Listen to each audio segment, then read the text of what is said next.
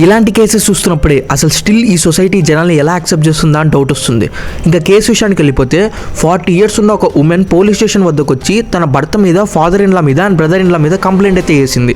సరే అని చెప్పి పోలీసులు ఇన్వెస్టిగేషన్ చేయడం స్టార్ట్ చేశారు అండ్ అప్పుడు అసలైన కథ బయటపడింది.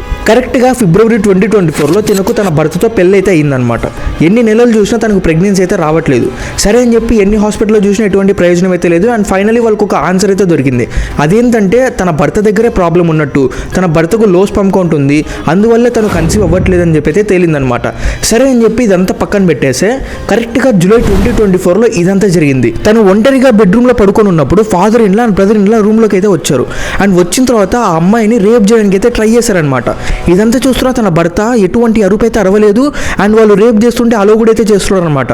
ఎందుకంటే అలా అయినా తను కన్సీవ్ అయితే అవుతుంది అండ్ పక్కన ఉన్న వాళ్ళ ఫ్యామిలీ మెంబర్స్కి, రిలేటివ్స్కి అండ్ నైబర్స్కి అందరికీ తను కన్సీవ్ అయిందని అయితే అనుకుంటారని చెప్పేసి ఒక ఫూలిష్ ఐడియాతో అలో అయితే చేశాడనమాట. ఇలాంటి నీచమైన యాక్టివిటీస్ జరిగేటప్పుడు భార్యని భర్త కాపాడుకుపోగా తన ఫొటోస్ తీయడం అయితే స్టార్ట్ చేశాడు. ఎప్పుడైతే భార్య ఇదంతా ఇన్ఫర్మేషన్ని బయట పెడుతుందో వెంటనే తన ఫొటోస్తో బ్లాక్మెయిల్ చేయడానికి రెడీగా అయితే ఉన్నాడు. ఇంకేం చేయాలో అర్థం కాక ఆ భార్య అలానే భరించడం అయితే మొదలెట్టింది. అలానే December 2024 అండ్ June 2025లో కూడా మల్టిపుల్ రేప్ అటెంప్ట్స్ అయితే చేశారు. అలానే June 2025లో రేప్ అటెంప్ట్ చేయడం వల్ల తనకు ప్రెగ్నెన్సీ కూడా అయితే వచ్చింది. అన్ఫార్చునేట్లీ తనకు మిస్క్యారేజ్ కూడా అయితే అయిందనమాట. ఇంకేం చేయాలో తెలియక అప్పుడు పోలీసులని అప్రోచ్ అయితే ఇదంతా ఇన్ఫర్మేషన్ అయితే బయటికి అయితే వచ్చింది. సో ఇది రీసెంట్గా సొసైటీలో జరుగుతున్న one of the worst things అనమాట. సో దీనిపైన మీ అభిప్రాయం ఏందో కింద కామెంట్ అయితే చేయండి అండ్ నేను ఎలాబరేట్ కూడా అయితే చేయాలనుకోవట్లేదు ఇలాంటి విషయాల మీద.